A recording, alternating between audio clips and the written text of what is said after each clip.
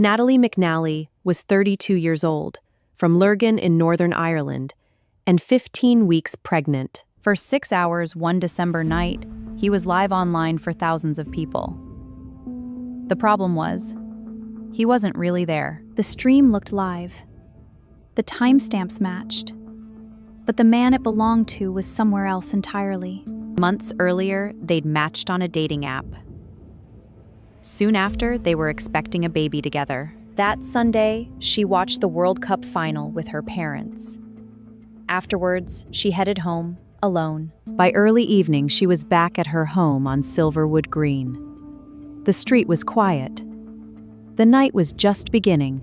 While the stream played online, a hooded figure boarded a bus, traveling quietly from Lisburn toward Lurgan. Security cameras caught him on foot, a rucksack on his back, moving toward her home as the timestamp climbed.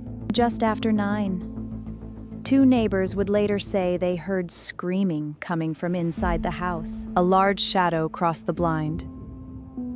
Then the light went out, and the street fell silent again.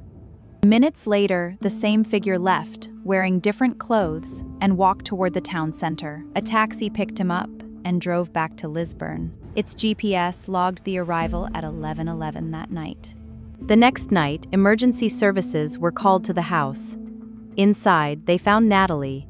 She could not be saved. In the days after, he wept beside her family, attended her vigil, even helped make a memorial video. His alibi seemed airtight, 6 hours of live-streamed gaming. At first, police ruled him out and let him go. But something didn't fit. So they handed the footage to the cybercrime unit, and the story began to unravel. The live stream wasn't live at all. It had been recorded 4 days earlier and played back as if it were real. He'd even claimed technical issues to avoid the live chat and kept naming the time, building his false alibi.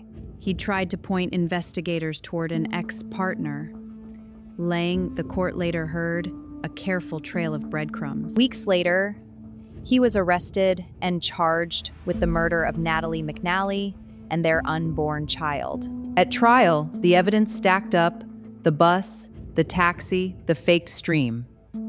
He chose to stay silent and called no witnesses. After just 2 hours, the jury returned, unanimous, guilty of a planned, cold-blooded murder. He was given a life sentence, at least 31 years before he could ever be considered for release. Her family said they take no joy in the verdict, only the hope that Natalie and her baby are never forgotten.